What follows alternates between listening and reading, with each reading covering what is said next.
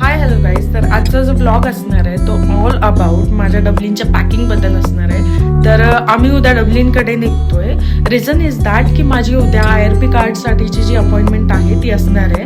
तर फायनली माझं IRP card आता मला इथे येऊन 2 महिने झालेत. लोकांना 3 ते 4 महिने लागून जातात की IRP कार्डची जी अपॉइंटमेंट आहे तर ती भेटण्यासाठी. बट आम्ही आल्या ती अपॉइंटमेंट घेतली आणि ती सडनली एप्रिलमध्ये स्केड्यूल होऊन गेलेली. तर बघूयात आता ती सगळी पॅकिंग वगैरे करायची मला. आणि उद्या आम्ही डबलिनला जाताना सूरजची एक फ्रेंड आहे, ते कपल तिथे राहतात, प्राजक्ता आणि तिचं हजबंड राहतात तिथे. तर त्यांना आम्ही भेटणार आहोत.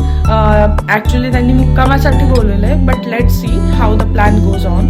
तर तीच सगळी पॅकिंग मला करायची आहे आणि ह्या पॅकिंगसाठीच हा ब्लॉग असणार आहे. तर लेट सी. मला येऊन आता कंप्लीट 2 महिने झाले आणि एक दिवस पण असा नाही गेलाय की आम्ही विदाऊट सॉक्स राहिलोय. इथे थंडीच एवढी असते की तुम्हाला हात आणि पाय सगळ्यात महत्त्वाचं आहे की तुमचे झाकून ठेवायचे, तर तुमच्या बॉडीमध्ये हीट राहते. मला खूप जास्त हीट आहे ॲक्च्युली. आणि इंडियामध्ये असताना माझे पाय पूर्ण भेगांनी भरलेले होते आणि आत्ता मी तुम्हाला दाखवू शकते की माझे पाय सध्या पूर्णपणे प्लेन झाले विदिन जस्ट 2 मंथ्स. आणि मी इतके नुसके केलेत की पाय माझे ठीक होण्यासाठी 1 ट्रीटमेंट घे, 2 ट्रीटमेंट घे, खूप काय काय लाव, हे सगळं करून सुद्धा झालं नाही. आणि इथे या वातावरणात आल्यानंतर तुम्ही बघू शकता माझे पाय.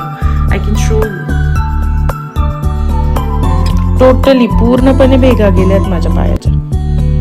तर आपण पॅकिंग करायला स्टार्ट करूयात, कारण संध्याकाळी सूरज येतील तोपर्यंत माझे क्लोथ सगळे व्यवस्थित लागलेले पाहिजे म्हणजे पाहिजे असं मला सांगितलंय सूरजने. तर जॅकेट्स कोणते घेऊ, काय घेऊ, हे सगळं मला आता हे डिसाईड करायला लागेल. I would like to show you माझं जे साडीचं वॉर्डरोब आहे, साडी आणि माझ्या कुर्तीचं. तर हे आहे जे की थोडंसं अस्तव्यस्त झालं आहे. झालं असं की मी सगळे ब्लाऊजची बॅग माझी आणली आणि आय फॉरगॉट माय जे पैठण्या साड्यांची जी बॅग होती मी ती घरी विसरलेली. यावेळेस आम्ही जेव्हा दिवाळीमध्ये जाऊ तर तेव्हा माझ्या सगळ्या साड्या घेऊन येणार आहे, नियर अबाउट ज्या की काठपत्राच्या वगैरे आहेत, कारण की ते सणावाराला घालायला खूप चांगल्या राहतात त्या साड्या. आणि झालं असं आहे की मी आईला आधीच त्या सगळ्या ड्राय क्लिनिंगला वगैरे टाकायला सांगितल्या आहे. कारण what kind of cloth should I wear मला कळत नाही आहे, कारण की थंडी पण आहे आणि मधूनच पाऊस पण चालू होतं, मधूनच ऊन पण पडतं आहे आणि टेम्परेचर आहे 11 किंवा 12 डिग्री. तर आय एम थिंकिंग की मी काहीतरी लॉंग ट्राउझर्स घेते सोबत. आणि लाईक आमचा मुक्कामाचा जर प्लॅन असला तर त्या ट्राउझर्स पण मला काम येतील. ट्राउझर्स आणि सम फुल टी शर्ट्स असं काहीतरी मी घालते. गर्ल्सला किती पण थंडी वाजली तरी पण कुठे जाऊन शॉर्ट क्लोथ्समध्ये छान असे फोटोज काढायची खूप जास्त इच्छा असते. तर ह्यामध्ये थोडी थंडी कमी वाजते. तर I am thinking to take this one also with me. Let's see. असं होतं की मोस्ट ऑफ द टाईम माझं असं असतं की मी निघताना माझ्या प्रत्येक कपड्याला प्रेस करते. इवन मी हे सजेशन सूरजला पण दिलं, त्यावरती तो हसलेला, कारण सूरजला एवढं छान व्यवस्थित लागतं सगळं. सूरजने सगळे त्याचे क्लोथ्स जे आहेत तर ते प्रेस करून एका वेळेस प्रेस करून तो ठेवून देतो त्याच्या कबर्डमध्ये. आणि तर माझी जी क्लोथ्सची पॅकिंग आहे ती सगळी काही झाली आहे. आणि सूरजने माझे जे सर्व लागणारे डॉक्युमेंट्स आहे IRP कार्डसाठी ते सगळे काढून ठेवलेत. हे आमचे फोटोग्राफ्स आहेत लग्नाचे, लाईक रजिस्टर मॅरेजचे जे इथे आपल्याला लागणार आहेत. त्यानंतर माझा पासपोर्ट आहे, सूरजचं पासपोर्ट वगैरे सगळ्या गोष्टीची प्रिंट आहे. आणि त्यामध्ये also added all the like सूरजचे सगळे काही डॉक्युमेंट्स जॉब रिलेटेड. आणि या सगळ्या गोष्टी हे डॉक्युमेंट सूरजने व्यवस्थित अरेंज कालच करून ठेवले. सूरज खूप जास्त व्यवस्थित आहे. As I told you guys की आम्ही प्राजक्ताच्या घरी पण जाणार आहोत जेव्हा आम्ही डबलिनसाठी जाणार आहे. तर मी विचार केला की आपण तिच्यासाठी काहीतरी बनवूयात, कारण की त्यांनी जस्ट रिसेंटली एक घर घेतलं आहे डबलिनमध्ये. तर त्यांच्या हाऊस वॉर्मिंगसाठी आम्ही जाऊ शकलो नाही. तर तेव्हा आम्ही त्यांना सांगितलं होतं की will come when we are having the IRP appointment. तर आता यावेळेस आम्ही जातोय. तर मी ठरवलं की आपण काहीतरी इंडियन फूड तिच्यासाठी बनवून घेऊन जाऊयात की ज्याला बघून ती खुश होईल. बिकॉज सूरज टोल्ड मी की ती खूप जास्त फूडी आहे and she love to eat आणि टू मेक फूड ऑल्सो. तर मग काहीतरी युनिक बनवू म्हणून मी तिच्यासाठी गाजराचा हलवा बनवला आहे, तुम्ही बघू शकता. यामध्ये मी सर्व प्रकारचे ड्रायफ्रूट्स घातले, रेझिन्स घातले, इलायची देखील घातली आहे.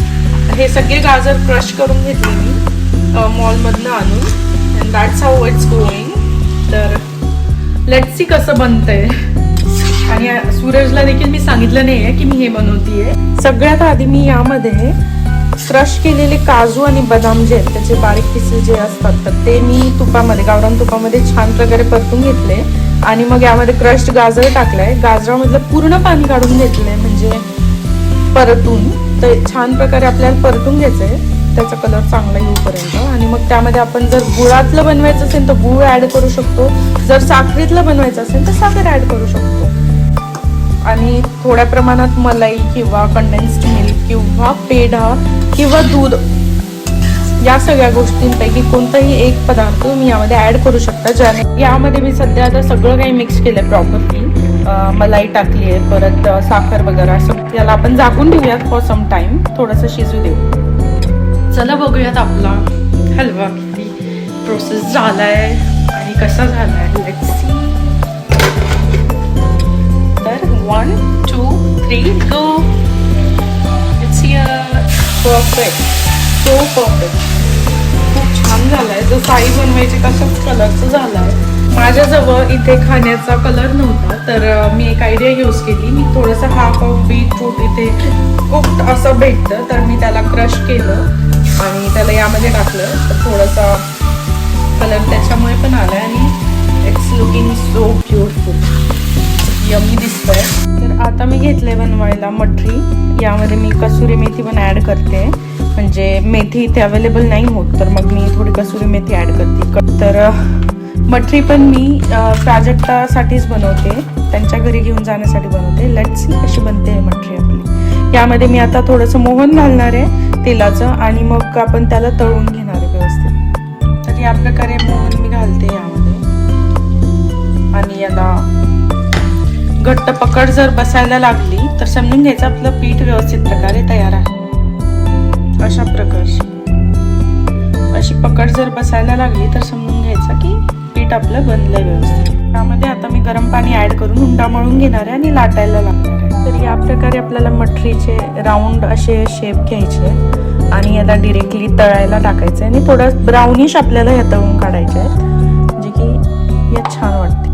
या मठरीवर आपल्याला असे फोकने डॉट्स करायचे म्हणजे त्या फुगणार नाही पुऱ्याप्रमाणे. तर त्याला छान असं एक टेक्स्चर पण येईल आणि ब्राउनिश कलर पण येईल. तर आता आपण या तळायला टाकू शकतो. या प्रकारे आपल्या मठरी रेडी आहेत आणि तुम्ही बघू शकता त्याचा जो पहिला बाईट आहे तो किती परफेक्ट झाला आहे. आपल्या मठरी आणि गाजरचा हलवा रेडी आहे. ॲज यू कॅन सी पाऊस चालू आहे. आम्ही आधीचा एक फ्रेंड सुद्धा डबलिनला राहतो आणि सुरतचे फ्रेंड्स जसं की आम्ही प्राजक्ता त्यांना भेटणार आहेत तर त्यांच्यासाठी गिफ्ट्स घेण्यासाठी जातो. तर चला. पाऊस येतोय पण छान वाटतं. आम्ही लास्ट टाइम गेलो होतो सिटीमध्ये आणि तिथे मी माझे ग्लोव्स खाली पाडून दिलेले आणि सगळे लोक माझ्याकडे बघत होते. पण मला शेवटपर्यंत कळलं नाही की सगळे लोक माझ्याकडे का बघताय. नंतर मला लक्षात आलं की माझे ग्लोव्स तिथे पाडून दिले. येताना आम्ही ते रिटर्न येताना बघितले पण की माझे ग्लोव्स पडलेले होते. तर सूरज सुद्धा माझ्यावर हसत होता. आता कळलं की तुला का बघत होते सगळे. तर आता आम्ही तिकडे जातोय. तिकडे जर ग्लोव्स भेटले तर मी ते सुद्धा घेऊन टाकेल. मस्त पाऊस चालू आहे. खूप भारी वाटतं. आम्ही जिथे चाललोय तिथे इंडियन फरसाण पण भेटतो तर आम्ही विचार करतोय ते फरसाणचे पॅकेट्स पण आपण त्यांच्यासाठी घेऊयात. अजून काही इंडियन फूड असं भेटलं तर आम्ही ते त्यांच्यासाठी आणणार आहोत. छान पाऊस चालू आहे. खूप मस्त वाटतंय. तर तुम्ही बघू शकता इथे वेगवेगळ्या प्रकारचे फरसाण्स अवेलेबल आहेत. त्यातनं आपण जे आवडेल ते घेऊया. दोन्ही फॅमिलीसाठी. प्राजक्ता आणि तन्मयसाठी आम्ही गिफ्ट्स घेतलेत. आपण पोहोचलोय घरी. आपलं घर दॅट्स देअर. इथनं जे सेकंड नंबरचं ते आपलं घर आहे.